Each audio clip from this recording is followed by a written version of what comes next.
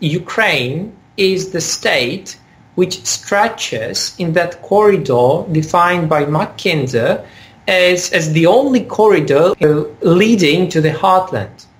So Ukraine is a state which has that, geopolitical setting, the gateway connection. Ukraine is the gateway between East and West. And what it leads to, on the one hand, it leads to the fact that on the territory of Ukraine, one could find a huge amount of interactions between tillers from the west and nomads from the east. So Ukraine is a land where, I can't say civilizations, cultures interfered with one another, resonated with one another. So Ukraine was, very diversified and decentralized and throughout history. So again, even Dugin, Mr. Dugin, he says that in the times of Kiev Rus, yes, that territory, cultures were orbiting around key centers, key cities, yes, with their own princes, their own armies, their own identities. And that is what predefines Ukraine up to now.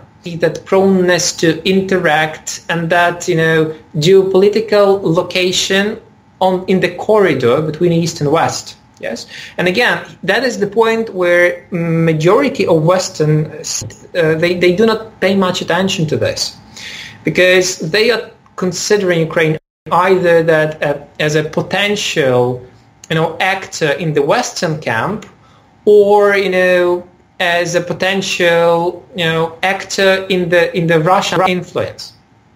While if you use this dichotomy either between East and West, you will end up with the point that there will be constantly a huge number of instabilities on the territory of Ukraine. One centralized power wants to establish supervision over that corridor.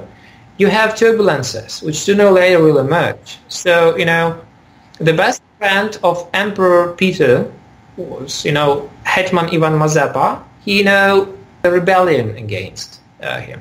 Then earlier than that, you have Bogdan Khmelnytsky, yes, and with Polish attempts to establish more centralized governance over that wild steppe, yes. So it's just a centralized power establishes supervision and tries to get as much grip over the territory as possible.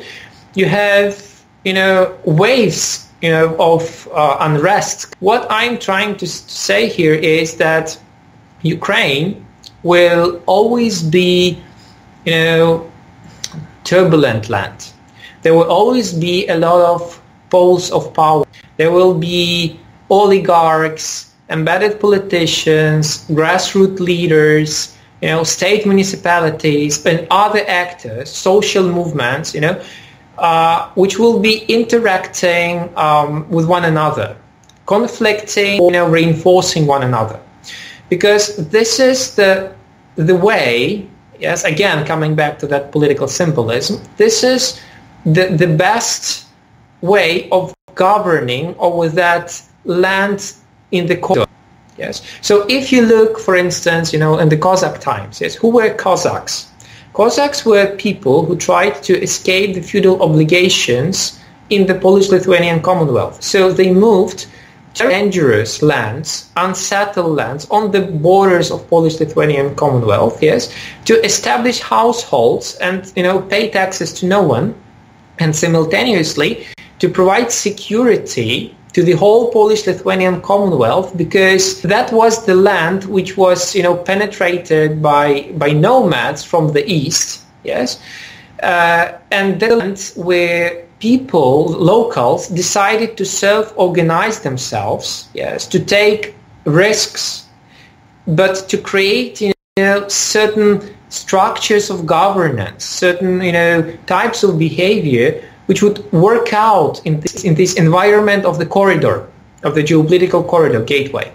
So they created, it all ended up with the creation of Zaporizhian Sich, with its laws, obligations, culture, but it created a phenomenon of self-governance, and it provided the way for Ukrainians to self-govern themselves. And they provided the answer what to do when the threat comes.